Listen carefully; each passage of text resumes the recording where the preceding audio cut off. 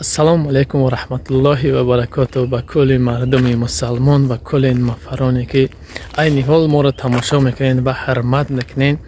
از همتون یک خواهش برادران، مقصد همین کانال ما خیر مهاجر از حرکت میکنه که بر کل مردم نیازمند کمک کنیم، حرکت میکنیم، بلیط ارزان دسترس کنیم به مردم، مقصد پیشنهاد کنیم.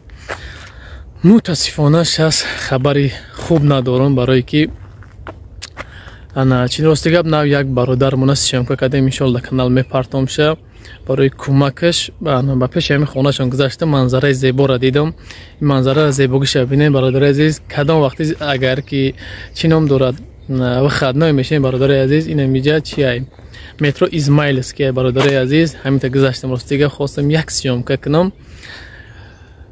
بلیطا کم تر قیمت شده برادر عزیز، کم تر قیمت شده برای قبیس رو اکچی به در هر یک نوار می پارتون فراموش نکنید که نوارا همون روز نرخش پگه با دیگه میشه، پگه با پست بلند شدن میگیره. برای خیلی التماس شما هم را فهمید چی به در او رکلامات مقصد 4 5 هزار 6 هزار بود، امروز 10 هزار، امروز 11 هزار، خیلی سوال بسیار میشه. و برای کی برادر مقصد دستی ما در نیست یا دست یگون آدم میگن دست کمپانی ایجاد مقصد ما حرکت میکنیم که همورا مقصد ارزون تر با پیش همه دست کنیم. باور کنید مردم در گلیت مردم چه تماشا دای اینا میورا بینین مردم ببینین نه همه پابلیکا همه نخ پیاده تا همه در گلیت امروز مقصد کار نگین. مقصد کم کم برای این وظیفه خدمای مقصد کم ترک عصبی آدم آرام میشه، با کارم حرکت میکنی خوبتر کارم پیش بریم.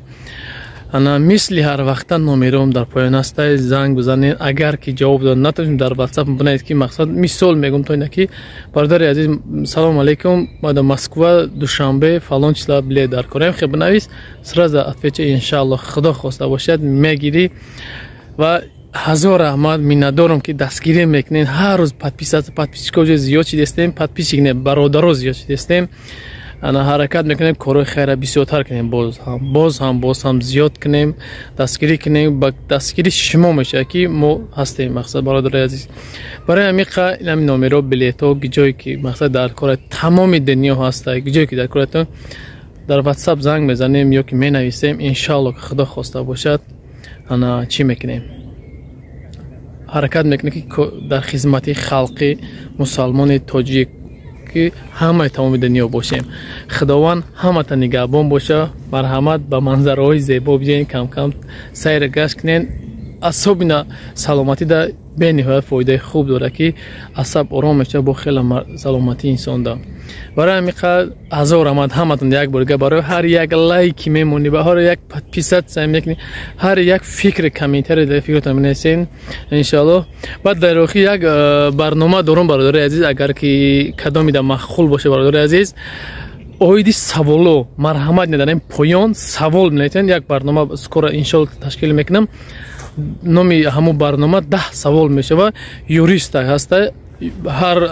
هر هفته دو روز میرم دو برنامه 10 سوالش میتیم. سوال در کل جوابش میگردونه سیامکا میکنه میمونه برای همتون.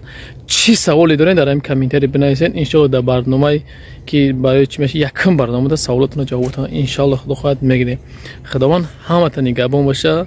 سلام علیکم و رحمت الله و برکاته.